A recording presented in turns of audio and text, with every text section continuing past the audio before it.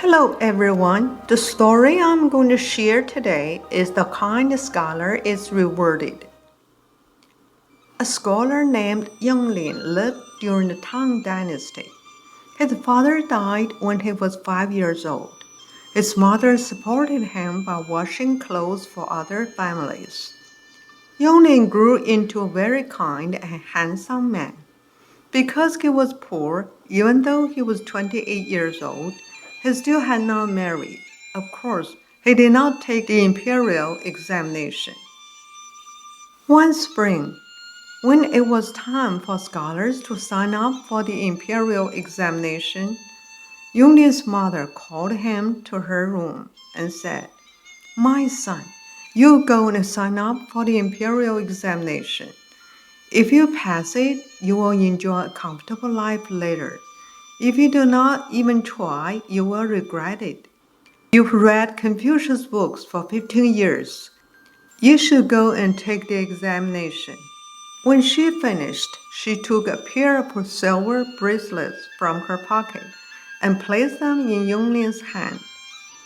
As he looked at the bracelets, tears rolled down Yonglin's cheeks. He did not know what to say. He knew that this pair of silver bracelets was the only family heirloom and embodied his mother's love and hope for him. His mother seemed to know what Yonglin was thinking. She sighed and said, "My son, indeed, this pair of bracelets is our family's heirloom. Before you sell them, go to our ancestors' tombs to pay our respect to them.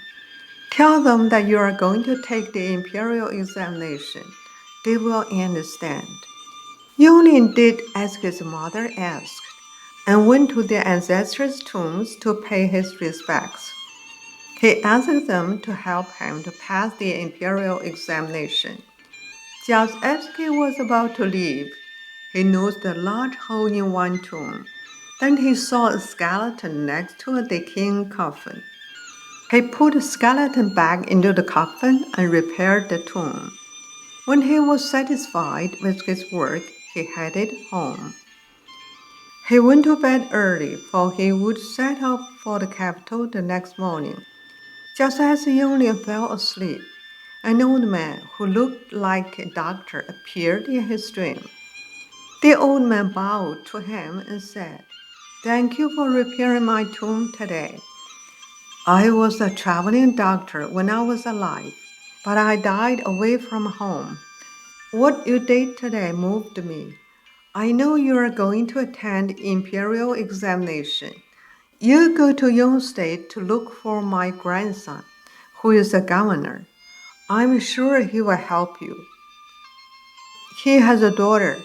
I want her to marry you. What do you think?"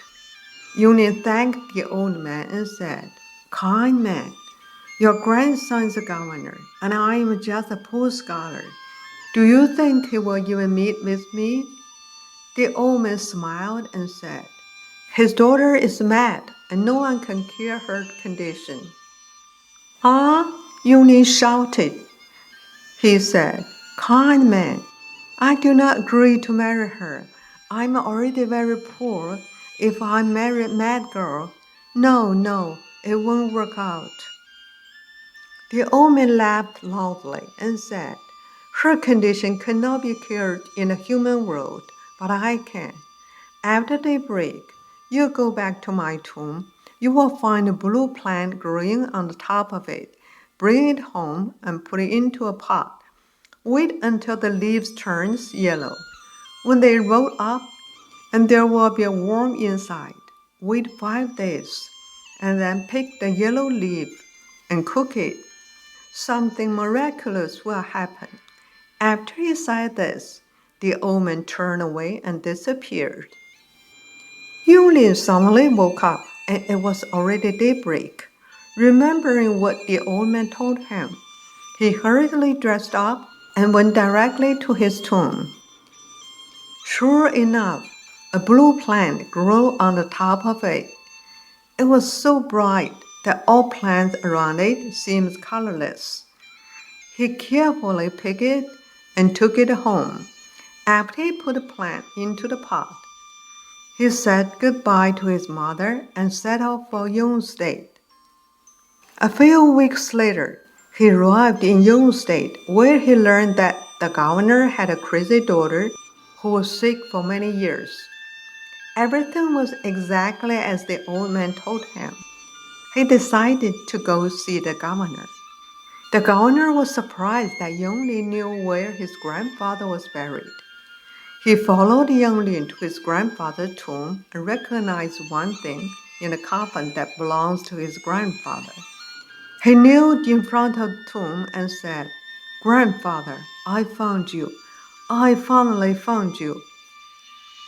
He told Yonglin that his grandfather had been a renowned doctor.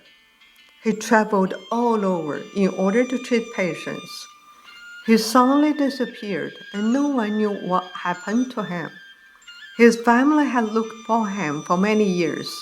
The governor kept thanking Yonglin and said if he needed anything, he would try his best to help him. Yonglin told the governor that his grandfather wanted him to marry his daughter.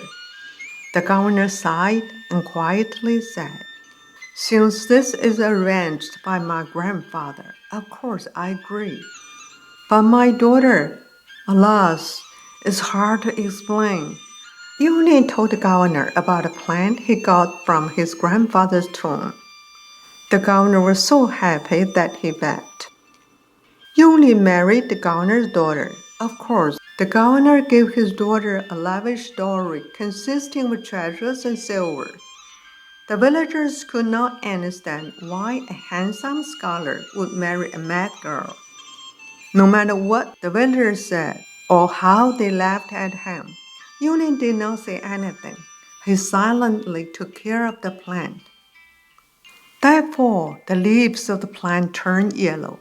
A tiny glowing worm appeared inside one leaf. Within a few days, the worm grew bigger, and the leaf began rolling up until the worm was completely wrapped up in it. Yonglin cooked it and asked his wife to drink the water. Then he headed to the capital to take the imperial examination. Yonglin passed the imperial examination.